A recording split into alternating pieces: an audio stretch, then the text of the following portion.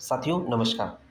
राष्ट्रीय स्वास्थ्य मिशन मध्य प्रदेश सरकार की तरफ से संविदा आरबीएस के चिकित्सा अधिकारी के चयन के लिए एक लार्ज स्केल पे वैकेंसी सृजित की गई है, जिसका एग्ज़ाम कंप्यूटर बेस्ड टेस्ट के आधार पर होगा, अर्थात सीबीटी के आधार पर होगा। तो आइए इसके बारे में देखते हैं। यहाँ देखेंगे राष्ट्रीय स्वास्थ्य मिशन मध्य प्रदेश क्या है।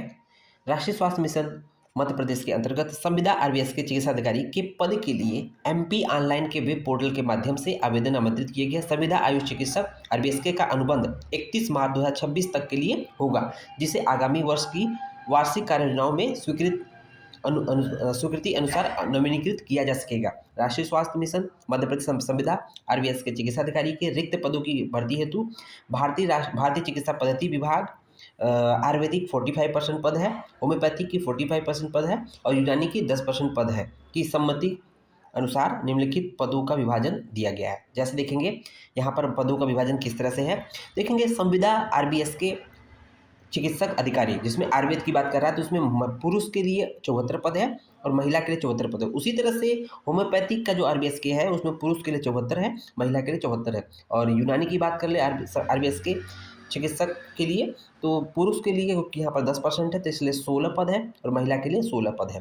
कुल 328 पद है, जो कि बहुत ही लार्ज स्केल पे यहाँ पर दिया गया है।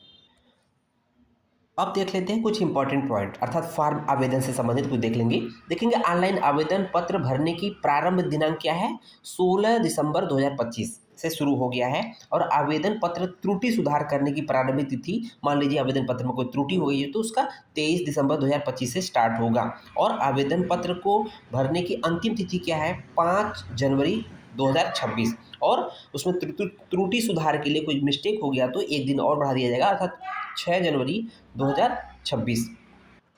उसको देखेंगे शैक्षणिक और अन्य पात्रताएं, अर्थात क्या टर्म कंडीशन है। तो संविदा आरबीएस के चिकित्सा अधिकारी आयुर्वेदिक के लिए देखेंगे मान्यता प्राप्त विश्वविद्यालय से नियमित बीएमएस की उपाधि, जो कि एनसीएसएम के द्वारा मान्यता प्राप्त हो, तथा साथ ही साथ क्या हो, मान्यता प्राप्त हो ही साथ ही साथ मध्य प्रदेश आयुर्वेदिक यूनानी तथा प्राकृतिक चिकित्सा बोर्ड में वैध पंजीयन होता है, रजिस्ट्रेशन भी आपको एमपी में होना जरूरी। उसी तरह से होम्योपैथी के लिए टर्म कंडीशन है कि होम्योपैथिक में जो है बीएचएमएस की डिग्री हो, साथ ही साथ जो है कि इसकी उपाधि जो है CCH central council of homeopathy द्वारा मान्यता प्राप्त हो। ओके, जो मध्य प्रदेश राज्य होम्योपैथी परिषद में वैध पंजीयन रजिस्ट्रेशन भी एमपी बोर्ड में होना चाहिए। ओके, उसी तरह से यूनानी की बात कर रहा है कि जो कि यूनानी बीयूएमएस की डिग्री हो, साथ ही साथ जो है मान्यता प्राप्त हो और जो है इसका रजिस्ट्रेशन भी एमपी आयुर्वेदिक यूनानी प्राकृतिक चिकित्सा बोर्ड से वैध पंजीयन हो। ठीक है ना, ये चीज़ें हैं। उसको देखेंगे हम लोग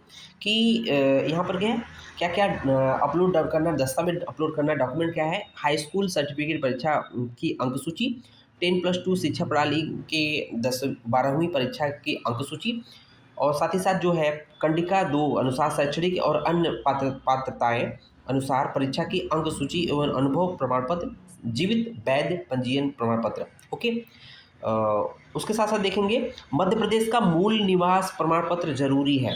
ओके, और साथ ही साथ सक्षम अधिकारी द्वारा जारी वैध जाति प्रमाण पत्र जिस पर आरक्षण लागू हो, चाहे ओबीसी हो, ईडब्ल्यूएस हो, एससी एसटी हो, तो उसका एक वैध मतलब एक तरह से प्रमाण पत्र होना आवश्यक है। इस पर देख लेते हैं वेतन कितना मिलेगा, सैलरी कितनी होगी। तो चयन के वक्त उम्मीदवार को संविदा आरबीएस के चिकित्सा अधिकारी के रूप में, चाहे वो आयुर्वेद हो, होम्योपैथी हो, यूनानी हो, सभी को काम करने के लिए प्रति माह 36,200 रुपये प्रति रुपया दिया जाएगा, है ना। तो ये बातें कही गई है।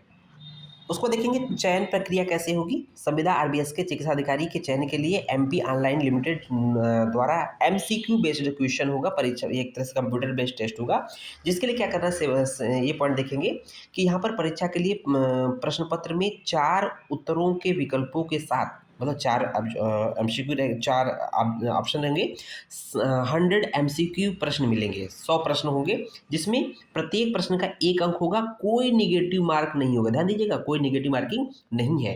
अब ये जो रिजल्ट निकलेगा, रिजल्ट निकलने के बाद आपको जो क्वालिफाई करने के लिए मिनिमम जो होना चाहिए कि अनरिजर्व के लिए, जनरल के लिए 40% कट ऑफ होगा, ईडब्ल्यूएस के लिए 36%, ओबीसी के लिए 35% और एससी एसटी के लिए जो है 30% के हिसाब से रैंक मेरिट बनेगी। ओके, धन्यवाद।